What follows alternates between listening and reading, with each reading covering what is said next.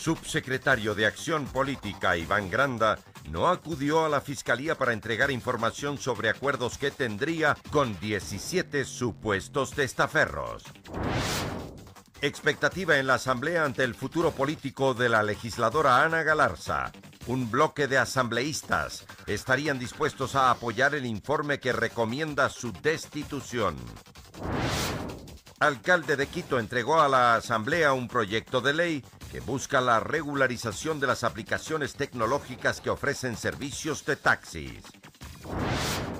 Gobierno analiza el perfil de René de Solá, designado por el presidente interino Juan Guaidó para ser el nuevo embajador de Venezuela en Ecuador.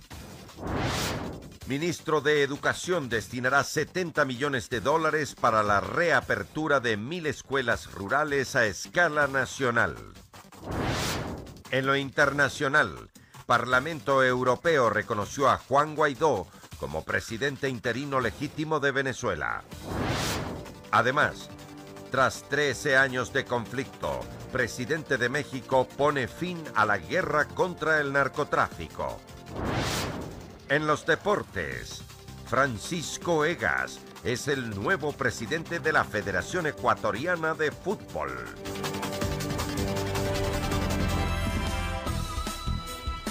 Jueves 31 de enero del 2019, amigos, es un gusto estar nuevamente con ustedes aquí en la emisión estelar del Comercio TV, finalizando este mes. Es un privilegio trabajar para ustedes. Aquí iniciamos. La fiscal general del Estado llamó a declarar la tarde de este jueves al subsecretario de Acción Política de la Presidencia, Iván Granda, luego que el funcionario diera a conocer supuestos acuerdos a los cuales el gobierno habría llegado con presuntos testaferros del régimen anterior. El anuncio lo hizo en rueda de prensa la mañana de este jueves la fiscal general encargada Ruth Palacios, quien dispuso llamar a comparecer de forma inmediata al subsecretario de Acción Política de la Presidencia, Iván Granda. A fin de que rinda su versión y entregue las evidencias a las que hace referencia en cuanto a los acuerdos escritos que dice haber firmado con 17 testaferros y también habla de acuerdos verbales. Y es que fue en días pasados que Granda informó que tendría identificado a 17 presuntos testaferros del gobierno del expresidente Rafael Correa, quienes aparentemente estarían interesados en cooperar con la justicia, bajo la condición de que sea después de que se apruebe la ley anticorrupción y de protección al denunciante, misma que se está tramitando en la Asamblea Nacional, en la cual los informantes podrían acceder a la suspensión condicional de la pena si fueran hallados culpables, lo que fue cuestionado por Palacios, resaltando que cualquier tipo de acuerdo se debe hacer únicamente con la Fiscalía y bajo una previa investigación que lleve a un enjuiciamiento penal. Y es en esa instancia procesal en que las partes, sobre todo las personas que están siendo acusadas de un delito, pueden someterse a una cooperación eficaz y a los beneficios de esta cooperación eficaz, que son en definitiva la rebaja de la pena. Por ende, acuerdos que no sean llevados con Fiscalía dentro de este proceso no son válidos. La fiscal aclaró que la comparecencia del subsecretario es únicamente para que brinde la información que permita iniciar con la investigación. El señor Granda no es investigado en esta causa, claro, simplemente a él se lo está convocando para que dé la información de la que hace referencia. Y de ello determinaremos quiénes son las personas que supuestamente se han dedicado al testaferrismo. En este marco indicó que existiría una falta de coordinación y de cumplimiento de deberes, por lo cual hizo un llamado a los funcionarios públicos. Que todo funcionario público tiene la obligación de denunciar los hechos apenas conozca de un ilícito, y esos hechos los investiga única y exclusivamente Fiscalía. La comparecencia estaba prevista para este jueves a las 15 horas, sin embargo Granda no llegó. Extraoficialmente se conoció que estaría fuera de la ciudad y que emitiría su pronunciamiento a través de un comunicado oficial. En Quito informó Adriana Rojas. Gran expectativa en la Asamblea Nacional ante Galarza. Existiría un bloque de asambleístas dispuestos a apoyar el informe que recomienda la destitución de la legisladora acusada de un supuesto tráfico de influencias y cobros indebidos. La permanencia de la legisladora Ana Galarza en la asamblea pende prácticamente de un hilo. Es que durante las últimas horas más voces se suman en que es necesario que se sancione lo que llaman las inconductas de ciertos legisladores. Algunos legisladores ya toman partido. Dicen que el informe de la mayoría de la comisión que investigó el tema no les convence. Se debe aplicar la ley para todos y para todas. No hay asambleístas ni de primera ni de segunda en este pleno. Por tanto, yo le creo mucho más al informe de minoría que al de mayoría. Otros anuncian que esperan la reunión de su bloque para tomar una decisión. Vamos a analizar todo el contexto de los informes al respecto y siempre tengan la plena seguridad que el bloque y nuestro movimiento estará siempre apegado dentro de lo que es la transparencia y la lucha frontal contra la corrupción. Algunos adelantan que es necesario que la Asamblea dé ejemplo de que verdaderamente quiere actuar con justicia. Aquí en la Asamblea Nacional nadie puede estar por encima de la ley y por lo tanto pues lo que tiene que tratarse a todos y medirse es con la misma vara. Galarza tiene que someterse a la ley y si la ley determina y las pruebas determinan de que ella ha incurrido en una acción que claramente está establecida como razón o causal para la defenestración del cargo, debería irse. En el bloque de Creo la defienden. Dicen que las acusaciones han sido débiles y que esperan que el Pleno actúe bajo los parámetros legales. Y saber si es que la conducta es asimilable a un caso de destitución o un caso de sanciones administrativas. Es que una vez que el tema ha pasado al Pleno, las cosas se complican para Galarza. Ella ha denunciado una persecución en su contra orquestada supuestamente por altos funcionarios del gobierno y por la prensa. Y aunque se le ha solicitado entrevistas, ella ha preferido mantenerse en silencio. Informó Javier Gallo. Fidel Araujo efectuó el reconocimiento de la firma y rúbrica en la Fiscalía General del Estado como parte de la denuncia que presentó contra 3 fiscales y 12 jueces por el supuesto delito de prevaricato y fraude procesal. Araujo fue procesado por los hechos del 30 de septiembre del 2010. Yo fui conminado, fui apresado por supuestamente haber incitado a la rebelión de la Policía Nacional por el 30S y también un intento de magnicidio, que esa acusación fue hecha directamente por parte del expresidente Rafael Correa. Y claro, eso fue una mentira absurda. Estuve 7 meses en el penal García Moreno y 6 años de persecución judicial.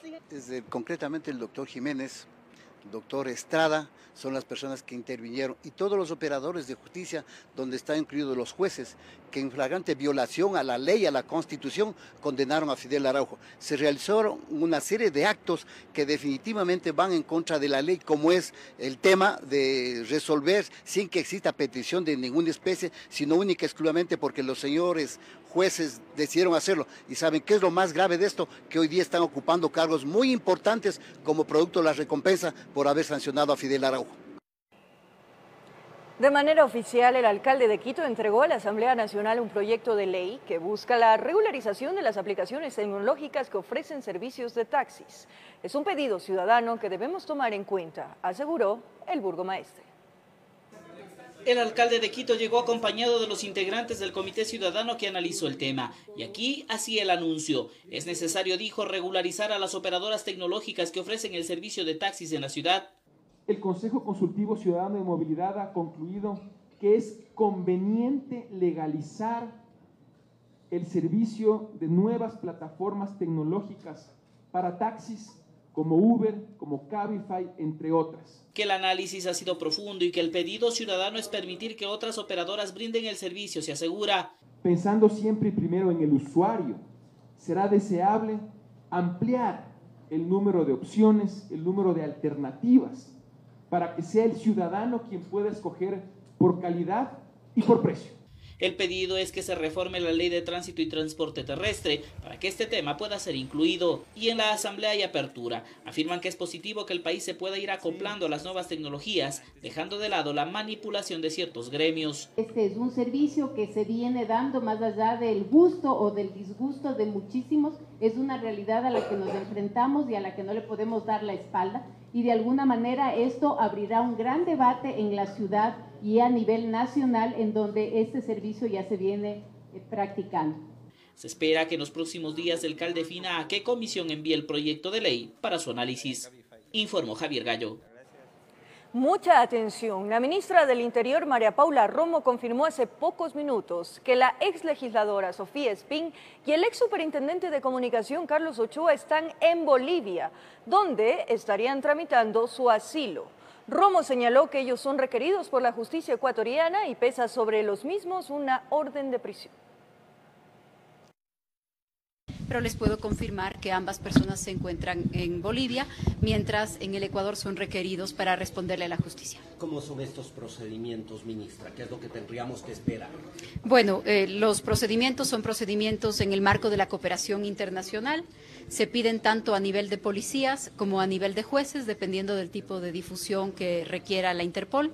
Y luego también depende de la decisión de los países de cumplir con la ley o de la decisión de los países de qué hacer respecto de las solicitudes que reciben de ciudadanos que, como en este caso, están siendo buscados por la justicia ecuatoriana.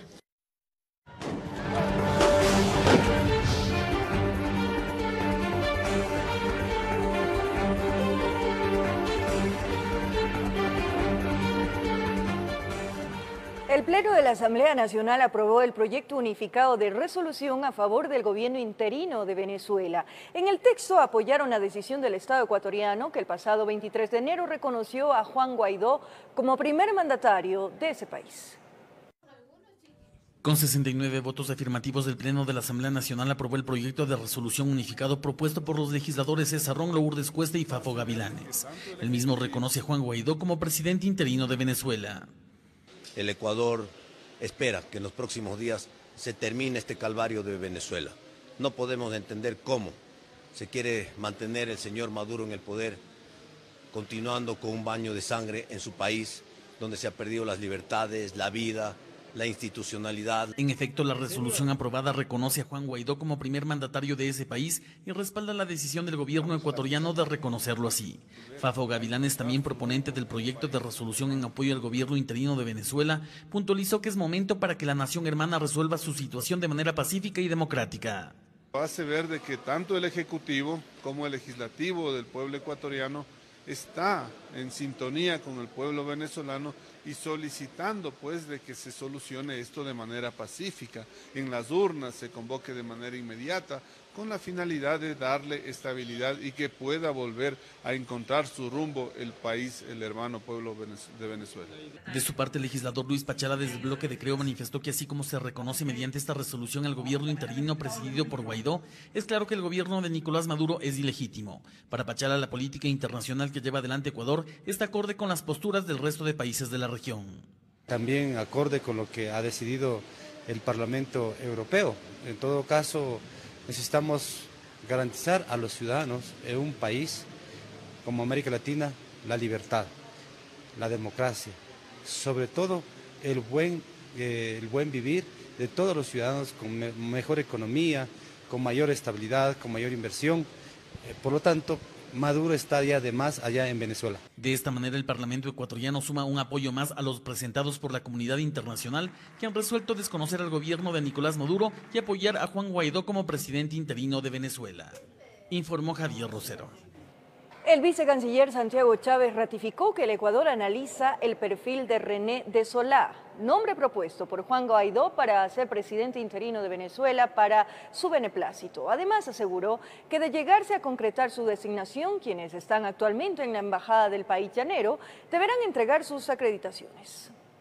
Tras haber recibido del presidente interino de Venezuela, Juan Guaidó, la solicitud formal de beneplácito para la designación del nuevo embajador venezolano ante Ecuador, el vicecanciller Santiago Chávez ratificó que se está analizando el nombre de René de Solá, pero como una formalidad que se debe cumplir para este tipo de procesos, pues dado que ya se ha reconocido a Guaidó como presidente interino del país llanero, el Ecuador actúa en la misma línea con este último pedido. El Ecuador reconoce a un gobierno, el presidente de ese gobierno envía ya una notificación oficial. El gobierno del Estado receptor lo que hace es analizar el nombre, el currículum vitae, y entonces eso normalmente dentro de la práctica diplomática toma unos días. Aseguró que con ello se podrían retomar las relaciones diplomáticas a nivel de embajadores. Además, enfatizó que quienes están actualmente en la embajada venezolana de acreditarse a de Solá deberán entregar sus credenciales. Las personas que estaban acreditadas dejan de estar acreditadas como representantes reconocidos ante el gobierno receptor, del Estado receptor. Acción con la que no está de acuerdo el actual encargado de negocios de Venezuela en el Ecuador. Cualquier nombramiento es absolutamente ilegal viola toda la normativa jurídica internacional. Ahora, si el gobierno lo quiere reconocer, ese es su problema. Nosotros no nos metemos en las decisiones de cada país. No nos han notificado. Cualquier notificación esperamos que la notifique por la vía diplomática y la Cancillería venezolana evaluará y nosotros tomaremos las decisiones. Mientras tanto, de Solá, un abogado de 46 años que lleva 16 viviendo en la capital, está a la espera del beneplácito de la Cancillería ecuatoriana. En Quito informó Andrea Urbe. La familia del autoproclamado presidente de Venezuela, Juan Guaidó, fue intimidada por uniformados del gobierno de Nicolás Maduro, según el líder opositor. Eso mientras crece la tensión entre los trabajadores debido a que una empresa estadounidense dejó de comprar petróleo a PDVSA. El autoproclamado presidente de Venezuela, Juan Guaidó, denunció ante las cámaras que su familia fue sujeto de intimidación por parte de las Fuerzas de Acciones Especiales FAES. El líder de la oposición dijo que los hombres llegaron a la casa a preguntar por su esposa. Al soldado de la patria que se da cuenta que no nos intimidan, que no nos tiembla el pulso, que hablamos del plan país mientras hostigaban a mi familia, porque sabemos que ese es el modus operandi. El hecho fue desmentido por parte de la Policía Nacional Bolivariana. Minutos antes, Guaidó, durante la presentación del Plan País, responsabilizó al gobierno de Nicolás Maduro de lo que le pueda suceder a su hija de 1 año y 8 meses. En el evento Plan País, Guaidó presentó un proyecto económico para Venezuela. Entre las acciones a ejecutar está mejorar la economía, permitir el ingreso de ayuda humanitaria, fortalecer la industria petrolera, dotar de servicios públicos y seguridad a la ciudadanía. Para este sábado 2 de febrero, Guaidó ha convocado a toda la población nacional e internacional a movilizarse. Este sábado, no solamente en Venezuela, sino en todo el mundo, cuenten con que va a durar hasta que logremos el cese de la usurpación, hasta que termine la dictadura. El Parlamento Europeo, por su parte, reconoció a Guaidó como presidente. Esto mientras la incertidumbre incrementa en los trabajadores petroleros debido a que una compañía estadounidense dejó de comprar petróleo a Venezuela. Ante la situación, oficialistas salieron a las calles a respaldar al presidente Nicolás Maduro. Por otro lado, el ministro del Interior, Néstor Reverol, informó que un grupo de sicarios provenientes de Colombia fue detenido. Un grupo de sicarios contratados por la ultraderecha venezolana que pretendían cometer asesinatos selectivos en el país a líderes políticos y militares. Además, señaló al representante de la oposición venezolana en el Grupo de Lima, Julio Borges, como el mentor del atentado del 4 de agosto de 2018. A Borges también se lo responsabiliza de la formación de grupos paramilitares en Colombia para ampliar el golpe de Estado en Venezuela. Informó Valeria Navarro. Y ya entró en vigencia la visa electrónica que permite a los ciudadanos extranjeros obtener este documento de manera digital. El trámite ahorra tiempo y dinero para el gobierno nacional. Desde el pasado 28 de enero, el Ecuador emite a través de la Cancillería visas electrónicas. Hasta el momento son 865 ciudadanos extranjeros los que se han beneficiado de esta nueva emisión. Que nos ubica, como decía ayer, entre los países que más están desarrollando estos temas de servicios dentro de la región. Actualmente el usuario que solicite una visa electrónica debe contar con una dirección de correo electrónico donde la recibirá. La podrá descargar e imprimir las veces que sean necesarias. También obtendrá un código único de seguridad que deberá presentarlo a entidades públicas y privadas para que la autoridad lo verifique. Hemos entrado de lleno con la aplicación de la visa electrónica que realmente, como mencionaba, nos coloca en un cambio cultural, en un proceso diferente. No vamos a tener que verificar la información que constaba antes en autoadhesivos, en un pasaporte, sino que vamos a tener que utilizar los medios electrónicos, los medios digitales. Esta modernización le ahorraría al Estado alrededor de $500,000. Este monto suponía la compra de adhesivos de seguridad. En este momento lo que no tenemos es ya ningún autoadhesivo. Entonces la visa es totalmente electrónica. La única manera de validarlo es a través de los medios de comprobación, el código QR, el código de barras, el sistema que tiene el propio pasaporte, ¿no? El acceso a una plataforma. Eso sería lo que estaríamos aplicando actualmente. Es mucho más seguro. El trámite es apto para cualquier tipo de visado, excepto el diplomático. No obstante, para iniciarlo, se debe acudir a una de las 8 coordinaciones zonales de Cancillería. Esto último se prevé también eliminar para hacer que el 100% del proceso sea en línea. No obstante, se espera que hasta finales de este año se pueda concretar. En Quito informó Andrea Orbe. La Comisión Técnica Informática creada para vigilar el desarrollo de los comicios del 24 de marzo centrará su gestión en el sistema de procesamiento de resultados y de publicación de los mismos. Entre sus obligaciones está emitir informes periódicos al Pleno del Consejo Nacional Electoral. Es la primera reunión de la Comisión Técnica Informática, que arranca su trabajo disminuyendo su campo de acción. En un principio se anunció que abarcaría 8 áreas, desde la conformación del registro electoral hasta la resolución de posibles impugnaciones a los resultados de las elecciones del 24 de marzo. Pero a última hora se decidió que solo se limitará a 2. El sistema de procesamiento de resultados y de la publicación, que es lo más crítico y en el cual va a estar centrada la atención de la ciudadanía, de los medios de comunicación y obviamente de los candidatos. ¿Países donde se puede dar algún tipo de fraude electoral de pronto?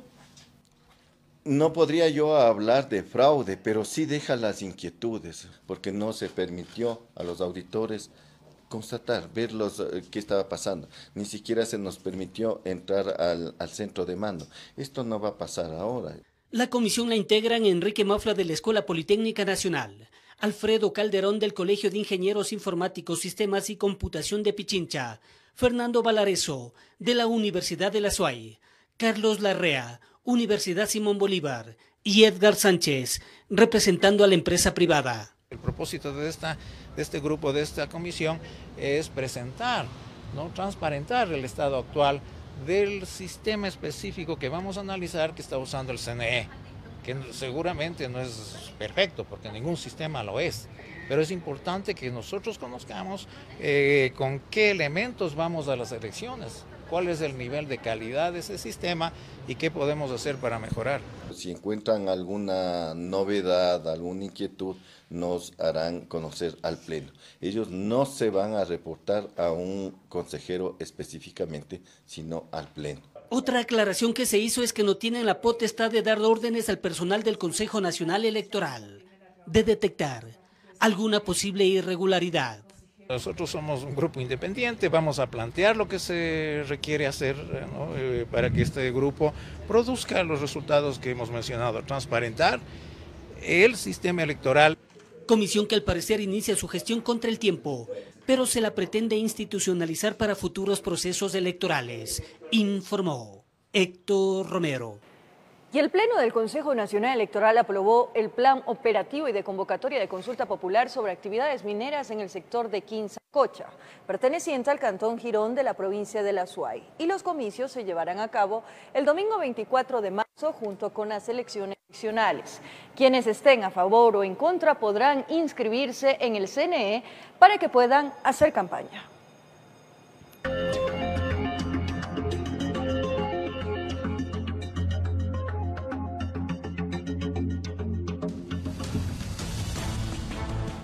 En nuestro segmento Conociendo al Candidato vamos a presentarles al postulante a la prefectura de Pichincha. Se trata de Jofre Pinzón.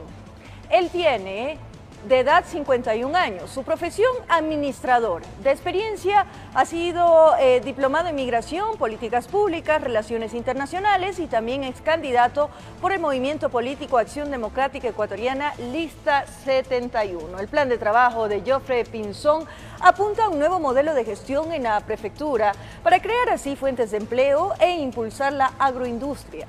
Además, habla de la creación de un banco en beneficio de los pequeños emprendedores. Buenos días, mucho gusto. Jofre Pinzón es empresario del área textil, construcción, comercio y agricultura. Regresó a Ecuador tras permanecer en España por 22 años y hoy le apuesta a un nuevo modelo de gestión en la prefectura para crear fuentes de trabajo e impulsar la agroindustria. Es fortalecer el tema de la agroindustria. Pichincha es una provincia extremadamente rica. En el noroccidente producimos de todo. El ecuatoriano tiene que volver la mirada al campo. Tenemos que convertirnos en exportadores agrícolas. Con sus conocimientos que adquirió cuando migró a España, pretende impulsar varias áreas y adquirir maquinarias para los pequeños y grandes productores. Bueno, primerito hay que hacer un censo. cualitativo y cuantitativo para saber en qué condiciones están las áreas de cultivo. Para poder traer, supongamos, te pongo un ejemplo, queremos traer una planta, lo que se llama aquí pausterizadora, para producir leche. Entonces hay que hacer un estudio técnico para saber en qué sitio podemos colocar esta planta pausterizadora. Proyectos viales para conectar sectores que han sido desatendidos es otro de su eje de trabajo. Nosotros hemos comprometido que les vamos a apoyar en ese tema, porque es importante tener las vías de acceso a las comunidades en buen estado, para que los pequeños y medianos productores puedan sacar sus productos. Si no, es un problema. Muchas de estas zonas se pierden los productos porque no pueden sacarlos, porque los caminos están destruidos, no hay puentes, faltan puentes. Considera que es necesario la creación de un banco o cooperativa que beneficie a los emprendedores. Nosotros queremos estudiar la normativa en la prefectura para ver si nos permite crear un banco, crear una cooperativa que sirva para potenciar a los pequeños y medianos productores, que sirva para potenciar a los emprendedores en todas las áreas, que eso es lo que se necesita. Es su primera participación a una dignidad política. Sin embargo, considera que su plan de trabajo está enfocado para generar más plazas de empleo en la provincia de Pichincha. Informó Priscila Cadena. Mientras que como postulante a la alcaldía de Guayaquil vamos a conocer a Simón Bolívar Rosero. Él tiene 63 años de edad, su profesión ingeniero comercial, experiencia empresario y además comerciante. Él representa a Alianza País Lista 35, donar su sueldo y construir cientos de locales comerciales para la generación de miles de plazas de trabajo son parte de las propuestas de Simón Bolívar Rosero, candidato a la alcaldía de Guayaquil. Revisemos. Gracias, hermano, gracias. Ningún alma que no lo haya visto durante su dilatada trayectoria comercial y empresarial en la bahía, con todos sus laberintos. Simón Bolívar Rosero, expone entusiasta, inició desde muy pequeño vendiendo caramelos, luego ayudante de albañilería, también lavando vehículos. Desde hace 30 años haciendo administración, porque se trata de manejar recursos que bordean en el orden de $1.000 millones anuales y que tienen que revertirse en obras y servicios en bien de toda una colectividad. Es el candidato del oficialismo para la alcaldía y aunque admite su amistad con el mismo Jaime Nebot. Todo lo que se ha hecho con mucho esfuerzo y mejorarlo en la medida de que tengamos que mejorarlo, hemos dicho pues que 1.500 locales comerciales, 5.000 espacios de comercio, 30.000 fuentes de ingreso. En esa misma línea observa otras actividades que aún no se sujetan a la legalización. A través de una aplicación móvil que se una al trabajo que hacen los taxistas amarillos para que el beneficio al final del día sea para el ciudadano. Una de sus principales propuestas es la creación de un seguro social municipal que demandaría otra consigna popular en la ciudad. Ya no le hace la aportación al seguro porque está desconcentrándole esa carga al Estado. La figura legal está prevista en el artículo 104 de la Constitución que le da esa facultad al alcalde. Propone la construcción de la segunda fase del malecón, con lo cual el polo turístico se extendería hasta el cuartel de la Policía Metropolitana. 3.5 kilómetros de extensión, 1.200 espacios de comercio, 1.200 espacios de parqueo. Listo está, afirma, para el próximo desafío de apurar la molienda electoral por el sillón de Olmedo. Esa es la de allá. Entre 16 candidatos, informó Jorge Escobar. 1000 escuelas rurales a escala nacional se reaperturarán durante este año, según anunció el ministro de Educación Milton Luna. El secretario de Estado mencionó que el presupuesto que se destinará para la habilitación será de cerca de $70 millones. La reapertura de las escuelas rurales se realizará progresivamente, iniciando por las provincias con mayor índice de pobreza del país. De acuerdo al ministro de Educación, el número establecido en esta primera fase se basó en las peticiones comunitarias para la habilitación de los establecimientos educativos. Vamos a abrir 1000 este año. Realmente estamos apuntando para el régimen sierra reabrir escuelas para septiembre.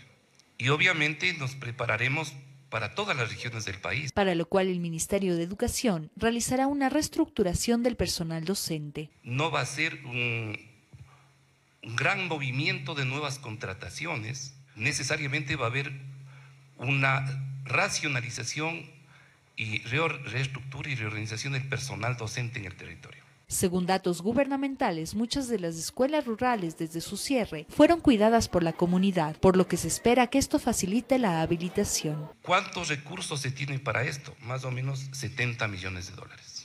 Además, las autoridades anunciaron la reducción de la carga administrativa asignada actualmente al personal docente. Se va a bajar a un 10-15% de la totalidad del tiempo. Se estima que el próximo año el gobierno logre habilitar otras 1000 escuelas rurales adicionales, junto al desarrollo de educación técnica en esos planteles, informó Sofía Vintimilla. En otro ámbito de la información, una menor de 12 años fue violada presuntamente por un familiar en el cantón Isidro Ayora de la provincia del Guayas. Producto del abuso, la adolescente dio a luz a un niño.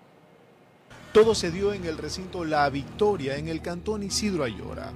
El padre de esta menor denunciaba un abuso por parte de uno de sus tíos. Esto hizo que las autoridades empezaran con las investigaciones. Los familiares poco a poco contaban todo lo que habría sucedido. Yo soy el papá de la niña que me le ha pasado este caso. No es la primera niña que acosa. Es a una sobrina mía, también la anduvo acosando, le anduvo ofreciendo plata. Y antes una hermana, ella le dijo a mi hermana y mi hermana le reclamó a él. Y por eso, y aquí hay muchas niñas aquí en este recinto, sobrinas, primas, y yo no quiero que ellas padezcan lo que mi hija padeció. Pero hay algo más. La pequeña, luego de 9 meses, dio a luz a un infante. Familiares solicitan que se investigue a profundidad este caso. Porque ella, en todo su alumbramiento, ella pasó muchas cosas, mucha tristeza. Ella le costó llanto su parto. ¿Por qué? Porque es una niña muy tierna de 12 años. De ahí que Fiscalía da su versión de todo lo recolectado hasta el momento. Establece que su hija de 12 años, de las iniciales BQHJ, había sido víctima de violación por parte de un familiar. Dentro de ese proceso está en investigación previa, donde la Fiscalía ya ha solicitado esa formulación de cargo. Informó Julio César Saona. Héctor Yepes, asambleísta del bloque Creo, impulsa una polémica propuesta de endurecimiento de penas para violadores. Expertos en ámbitos jurídicos y psicológicos cuestionan la iniciativa. La castración química y cadena perpetua son las penas que Héctor Yepes sugiere que sean aplicadas a violadores en circunstancias particulares. Por ejemplo, si la víctima de violación sufre a consecuencia del acto una lesión física, daño psicológico permanente o contagio de una enfermedad grave o mortal, sea menor de 10 años, y si el victimario pertenece a su entorno.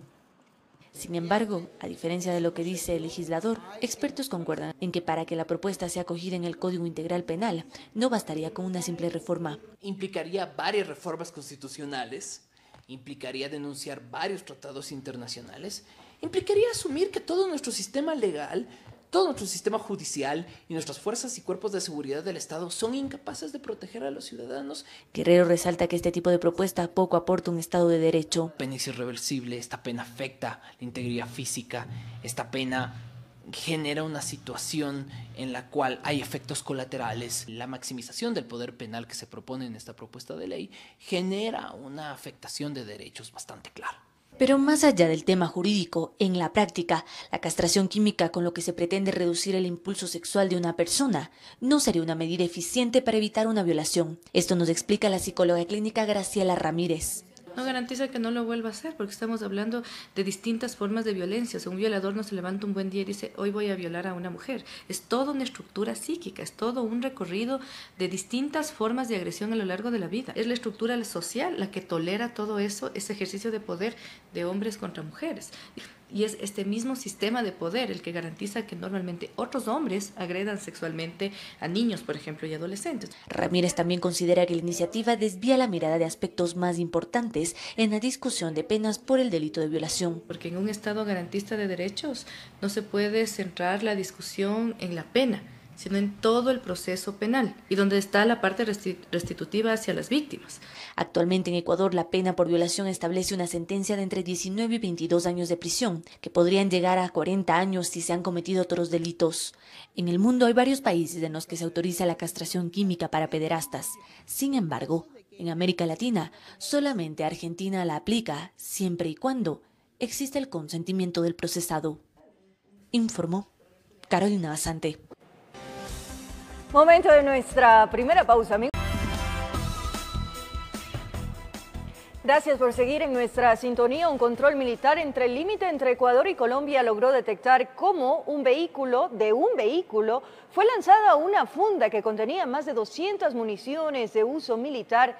Los ocupantes del auto huyeron. Fue en uno de los retenes militares en el límite fronterizo que un vehículo, al parecer de placas colombianas, llevaba más de 200 municiones y alimentadoras de uso exclusivo de las Fuerzas Armadas ecuatorianas, las que fueron abandonadas al percatarse de la presencia de los uniformados. Inmediato se armó un operativo logrando solo recuperar el material bélico. A lo que ya divisamos el vehículo azul, la placa era amarilla, por ende era vehículo de procedencia colombiana. Dio media vuelta en huida precipitada y abandonó una funda de color negro, donde dentro se encontraba munición 5.56. De acuerdo al lugar en donde se registró el decomiso, se puede establecer que estos elementos iban directamente a grupos ilegales del vecino país. La vía conduce a Tufiño, Maldonado, El Chical, frontera con Chiles y Tayambí, zonas que por años han sido dominio de grupos rebeldes. Este tipo de munición iba a caer en manos de los guías de grupos armados ilegales. Es la que más fácil pueden conseguir. Se están estableciendo las pericias correspondientes para determinar a qué unidades estaban designadas y serán las investigaciones las que determinen responsabilidades. Se analiza además cuánto puede llegar a costar la comercialización a estos grupos del material bélico. Este es un lote del año 95. Es muy difícil de determinar a qué unidades militares fueron designadas, pero sí conocemos que en este sector, cuando se comercializa este tipo de material o munición, tiene un valor bastante alto. Con imágenes de José Cedeño desde Tulcán, informa Miriam Enríquez. 1 tonelada de material pirotécnico decomisado en el Distrito Metropolitano de Quito fue destruido. La labor estuvo a cargo de elementos de explosivos del Grupo de Intervención y Rescate.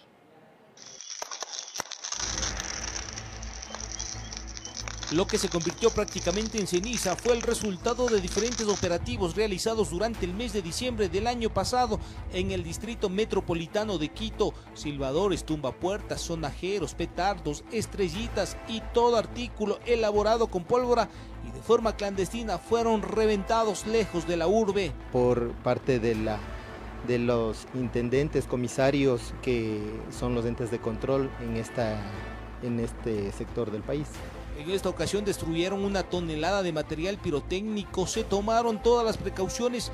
El trabajo fue acompañado por elementos del Cuerpo de Bomberos. Brindando seguridad en el caso de existir algún incendio forestal y posteriormente se realizará la liquidación y enfriamiento de la detonación de los mismos. El mensaje de la campaña "Los explosivos tipo pirotecnia no son juego de niños" caló hondo en los más pequeños, adolescentes, incluso adultos. Hablan con cifras. En el 2017 se registraron 102 casos, 87 hombres y 17 mujeres, mientras en el 2018 los accidentes bajaron a 10, una reducción del 91%. Esta importante reducción obedece también a las capacitaciones, a la concientización, a la socialización que se ha hecho en las escuelitas, en las unidades educativas a nivel nacional. El Cuerpo de Bomberos igual mediante la prevención a la ciudadanía que no deben utilizar este tipo de materiales, ya que es muy peligroso para la vida del ser humano.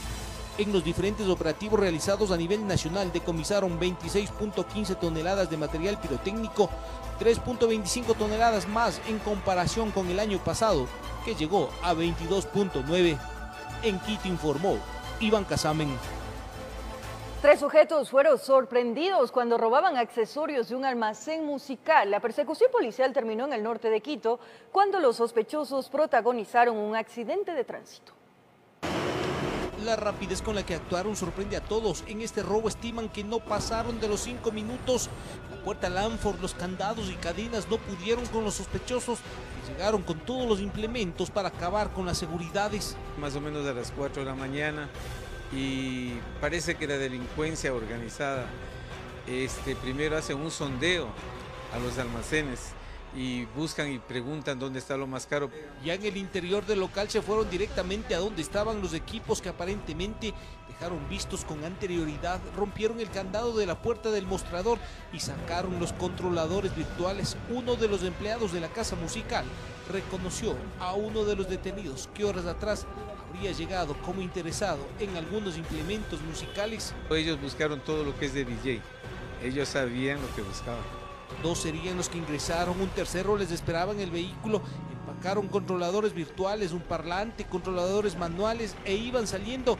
En ese preciso momento pasaba un patrullero y empezó el operativo de captura. Al notar la presencia policial proceden a salir en precipitada carrera en un vehículo que les estaba esperando, en la cual se produce una persecución. Al parecer no se percataron que había un guardia de seguridad quien ya llamó pidiendo ayuda. En la huida avanzaron hasta el norte de Quito, a la altura de las avenidas Gaspar de Villarroel y Amazonas, impactaron a un vehículo e intentaron escapar a pie. Podemos estar hablando de una banda que se dedicaba a lo que es al robo de locales comerciales. Efectivamente, el día de hoy podemos hablar de que efectivamente hemos desarticulado una banda delictiva. A la persecución se unieron varias unidades policiales, esto evitó que escapen. Los 3 fueron detenidos y las evidencias del robo en el vehículo, los equipos están valorados en más de $6.000. Para mí fue una cosa, un robo con felicidad, porque prácticamente recuperamos todo. Así el adagio popular, que al que madruga Dios le ayuda, como que se quedó dormido. En Quito informó Iván Casamen. Un motociclista murió luego de ser embestido aparentemente por un camión. El accidente ocurrió en Santo Domingo de los Áchilas. Patricio López, de aproximadamente 60 años, murió en un accidente de tránsito ocurrido en el sector del Arbolito, zona céntrica de Santo Domingo. Tenía la llanta retratada en esta parte de aquí del rostro. Manifiestan de que se trata de 2 vehículos participantes, de una motocicleta y de un camión. Al parecer, la moto en que se desplazaba realizando entregas a domicilio fue embestida por un camión, que tras el suceso se dio a la fuga. Le pasa el semáforo en rojo y lo impacta al señor. No solamente le impacta, sino que atropella la moto y le pasa el carro por encima al señor también. Que venía en exceso de velocidad el camión. Ya ha llamado a las demás unidades para que traten de localizar. La muerte del motorizado se dio de manera instantánea.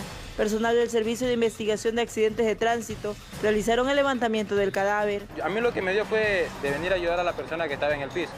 Pero ya al ver que no se movía, cuando ya lo veo que no se mueve, yo voy a ver para decir, ¿puedo seguir el camión? Y ya se había ido. Los peritos del CIA acudieron al lugar y ellos son los que van a establecer posterior en las investigaciones respectivas con las huellas y elementos de juicio suficientes que se tienen aquí en el lugar, establecerán los grados de participación. Se investiga quién fue el causante del accidente, que enluta a otra familia santodomingueña.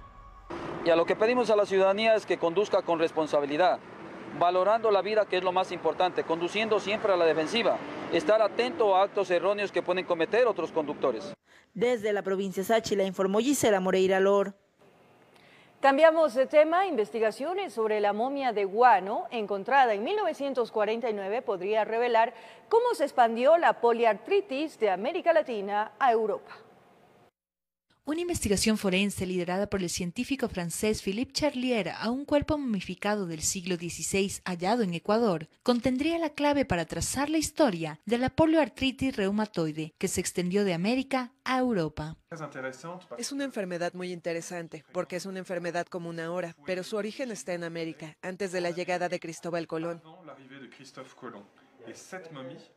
Y esta momia, la momia de este hombre, la momia de guano, podría ser el eslabón perdido. Podría ser la momia que nos permite entender cómo esta enfermedad, que originalmente era americana, subsecuentemente se volvió enfermedad global. La momia de guano fue encontrada de pie, sin más protección que los muros de piedra y en compañía de un ratón momificado naturalmente. Al estar en medio de una pared en un ambiente frío y seco, el cuerpo no fue atacado por larvas y moscas, lo que permitió conservar los tejidos con las huellas de la poliartritis reumatoide. La momia de guano está en un grupo de momias atípicas y muertos atípicos y entierros atípicos. Así que es interesante en términos de historia de las enfermedades, pero también es interesante en términos de historia social. Por eso los antropólogos se apasionan tanto con esta momia. La momia de guano hallada en 1949, mientras se removían los escombros del terremoto de Ambato, son restos del franciscano español Lázaro de Santofimia, hallados en el antiguo convento de la Asunción y que por su estado de momificación fue el primer cadáver de su tipo. Con la realización de Marco Ruiz informó Sofía Vintimilla. Así concluye El Comercio TV. Gracias por su compañía. Un abrazo grande.